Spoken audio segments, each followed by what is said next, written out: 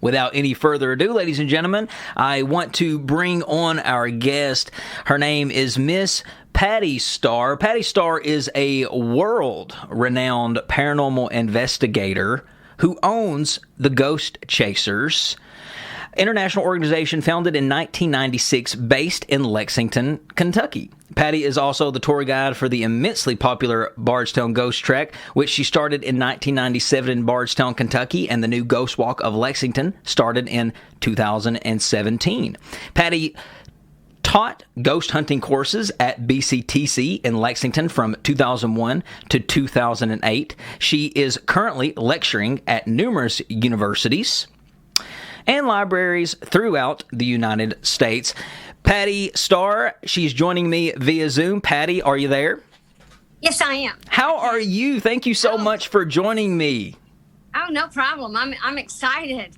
Thank you so much for having me. Hey, I've heard so much about you from Amber. So, Patti, let me ask you this. Yes.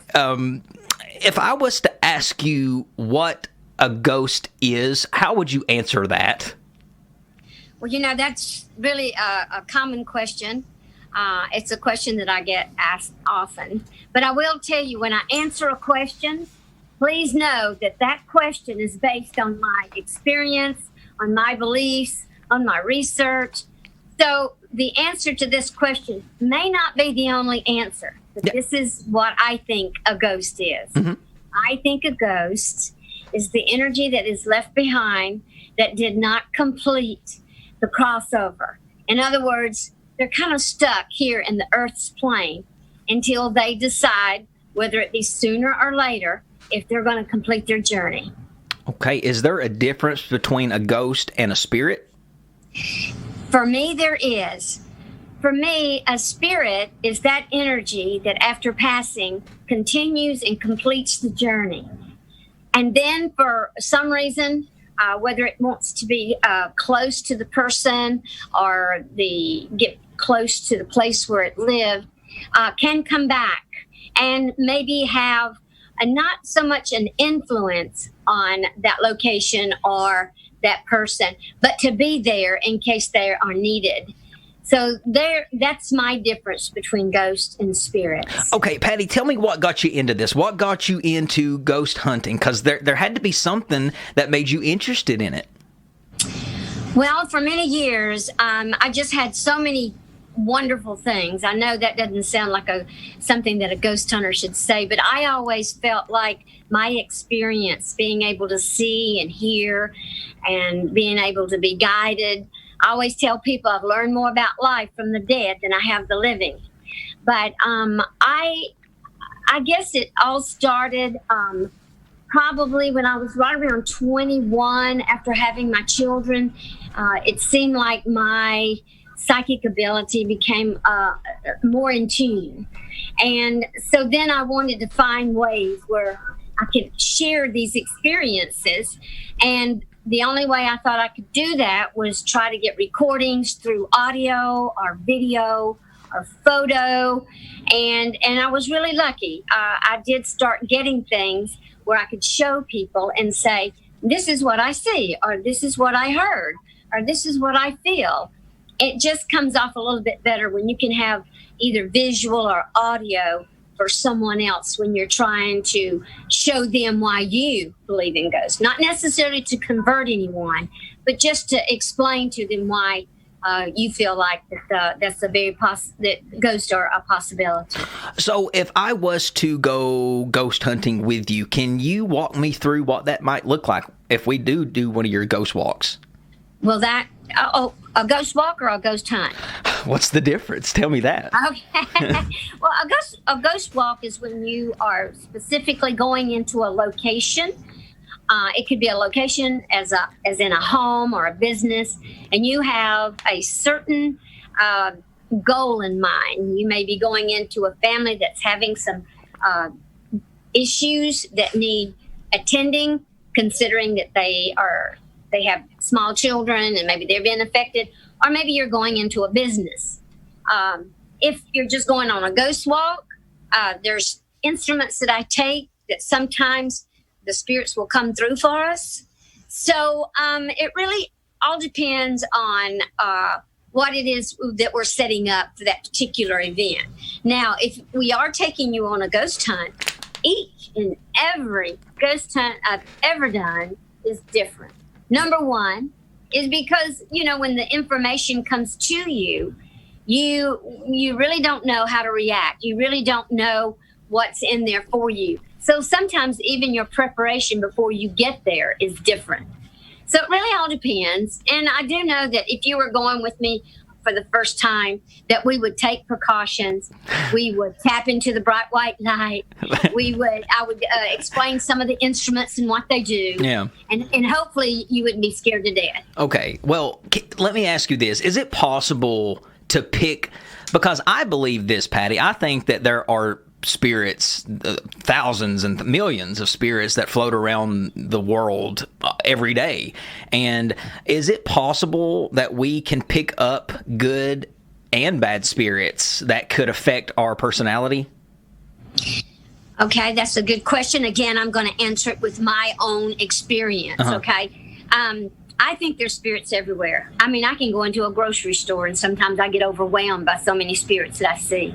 Sometimes there's spirits that are just tagging on to other people that are walking on. Sometimes there's spirits that are maybe just coming back for a visit. Maybe they work there. It's just all really a different situation each time that I go out. And it's just funny that you say that, but you are, for me, you are correct in saying they're everywhere. Yeah. And I think that's why anytime I've ever gone on an investigation, I've always been really lucky. I'll either pick up something that is attached to the location, or sometimes I pick up family or friends or relatives, something that's maybe attached or following one of the ghost hunters that's with me. Yeah. So yeah, that is very possible. Right. Yes. I mean, I read this book.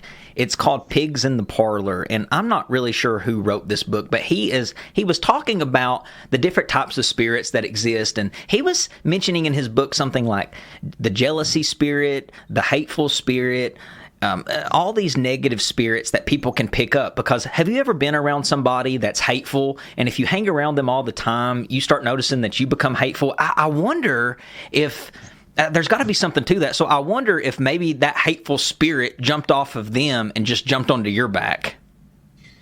That is a very good explanation to that, and that does happen. As a matter of fact, my daughter had been really depressed for about a year, and it was just getting worse. And I got really concerned. So I went to her apartment in Texas, and I did an investigation, and I found a spirit that was there that had kind of, I don't want to say possessed her, maybe like attached to her.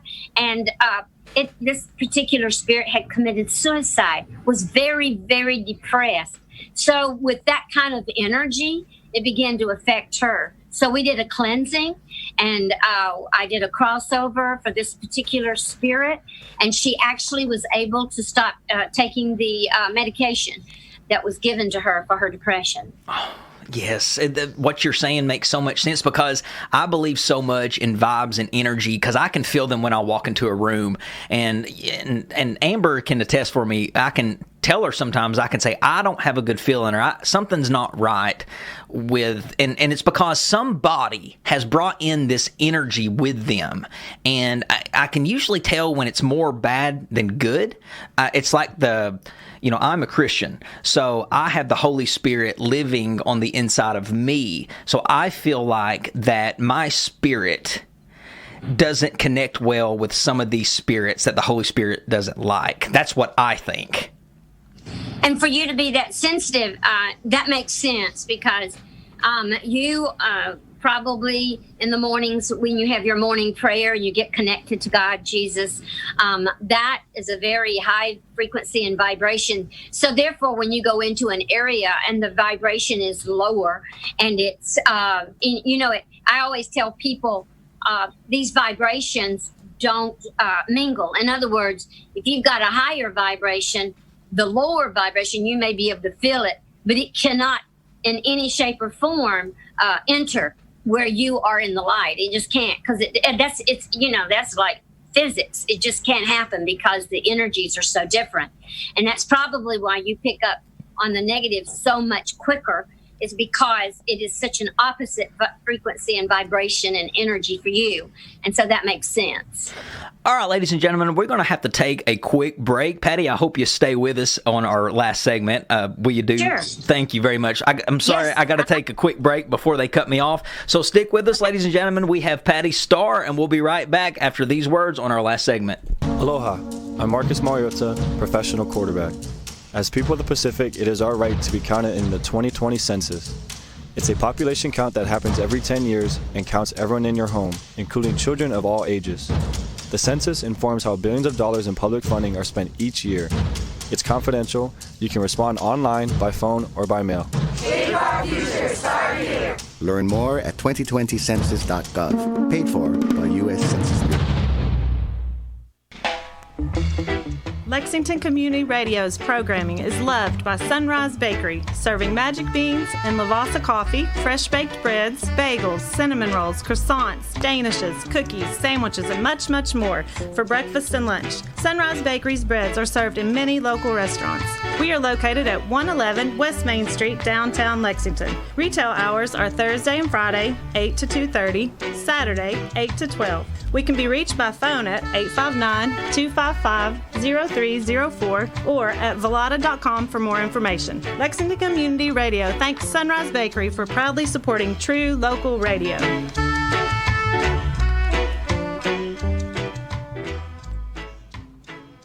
Something strange in your neighborhood. Who you gonna call? Ghostbusters! If there's something. Welcome back, everybody, to Off the Cuff. Adam Banks here with you, broadcasting from the WLXU studios here in Lexington. Amber Turner is also with me, and we're being joined by paranormal investigator Patti Starr. We were talking with her about her ghost walks, her ghost hunts. Patti's done a lot. She's wrote a lot of books. She's taught classes. Patti, can you tell us about some of the books that you've written and what they're about? Both books that I have written were basically, the first book, let me just say it this way, the first book that I wrote, I had been teaching at the Lexington Community College, which is now called the Bluegrass Technical College. And while I was there the first year teaching ghost hunting, I taught ghost hunting at intro and also the advanced, the students thought it would be great if I could write a book. And so my first book was called Ghost Hunting in Kentucky and Beyond, because I had stories from all of the United States where I had gone and done investigation. But it was a book to sort of help the novice ghost hunter and starting out, what to do. You know, I gave a diagram of when you go in, maybe the first things that you should prepare for, and, that type of thing. Then the second book was actually picked up by a publisher, and he wanted to do a series called American's Haunted Road Trip. And so he wanted an author from every state, and it would be called Ghost Hunting Kentucky or Ghost Hunting Texas or Ghost Hunting New Jersey. Well, I was very blessed when they called me. I was the one to be writing the book for Kentucky. And and it worked out really well for me because I was one of the very, very few authors that was an actual ghost hunter. So I wrote my book with a little bit different angle. I went into every place that I wrote about. And then I think there were like 30 chapters. And then after that, in the back, I just listed like 50 other locations that I couldn't really talk about, but I just listed in case there were other ghost hunters out there looking for places to go and investigate. Can you tell the audience of some of your more unique experiences that you've had while on these walks? Oh, my goodness. Well, the walks are fun, let me tell you. When I started my ghost walk in Bardstown, Kentucky, that was 23 years ago. And the first, say, 4 or 5 years, I had a variety of ghosts, and they're still with me. But right around 2008, I think it was, for some reason, it seemed like Jesse James was coming through for us. It might have been because I had increased some of my ghost hunting equipment, and his name kept coming up on a piece of equipment we call an ovilus. Yeah. And then pretty soon we started getting photographs of Jesse, and he always kind of shows himself in a white cowboy hat, and he is in a full apparition form, which is very, very rare. So I think that Jesse James apparitions have been one of my best captures on the Ghost Walk. Also in Lexington, last year, a very recent one I captured. I didn't capture it. I'll take that back. One of the walkers captured it. Was a young girl, probably about 4 years old, and she was at the cemetery, at the Pioneer Cemetery in Bardstown. And it was a full apparition of this little girl. I posted it on Facebook, and some people said, that's not an apparition. That's really a little girl, but it was not. It was an apparition. Now, as far as my Lexington Ghost Walk, I started that in 2017. So it's my newest walk, but already you would not believe at the apparitions that I've captured. I even captured the apparition of a murder weapon, where a young woman was killed in 1961 at the old Morrison building, which is part of the Transylvania University campus. Yeah. Oh my gosh. That is insane. So has any lawyer or court system ever consulted you for a case at all? Nope. I have not ever been contacted. I did, however, last year in 2018, there was a gentleman that wrote a book, and the name of the book was "Who Killed Betty Gale Brown?" Yeah, and that was the student that was killed, and she I guess I kind of tried to contact and maybe get in touch with her, because even in his book, he had defended a man that they thought had killed her, but he got him off because there wasn't enough evidence, and he really felt like the guy was innocent. But anyway, I've never been asked to actually come and do an investigation for a murder or anything like that. Now, I have gone to grave sites where I could tell if there were two grave sites that I went to where I confirmed that there was one, they weren't real sure if it was a female that was buried in the grave, which did come through as a female. The other one, there was supposed to be a male, and I didn't get a male. I got a female. And then later on, they had some fragments of the bone in that particular grave, and they had it DNA tested, and it was a female. Oh, wow. It was supposed to be a male, but it was a female. But that's about as far as I've gotten with any type of thing where I would go in and help discover something after a death or a murder or a crime or something. Well, like Patti, that. I've been looking for the longest time to find this, and I think you're the perfect person to ask. If you don't do this, maybe you can point me in the right direction. I've been wanting to have a live reading done on my future live on the radio. Do you know anyone who does that, or I could bring on to do a live reading for me on live radio? Yes, I do, as a matter of fact. I would have to send you her contact information. Please. And I would also have to get permission before I would say her name on the air, because I wouldn't want to say, oh, this person, blah, blah, blah. I got in trouble for that one time. And so, but I can hook you up with someone that can do that for you. That would be amazing. Now, if I was sitting in the studio with you, I could definitely, what I do is I do energy reading. You said you love energy frequencies and things of that nature.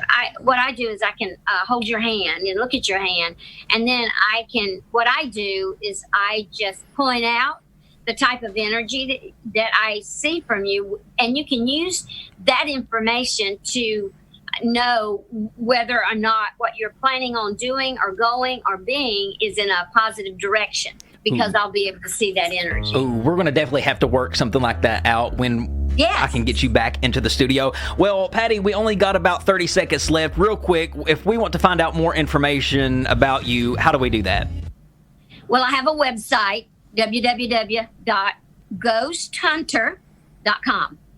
All right. Thanks, Patti Starr, for joining me. It's been a real pleasure. Thank you so much. Thank you so much, Adam. I have really appreciated this. Thank you so much. No problem at all. Thank you, Patti. Thank you, Amber. All right, ladies and gentlemen, I want to thank you for listening to another episode of Off the Cuff. That is Amber Turner. I'm Adam Banks, and this is Off the Cuff. We'll see you next Thursday from 4 to 5.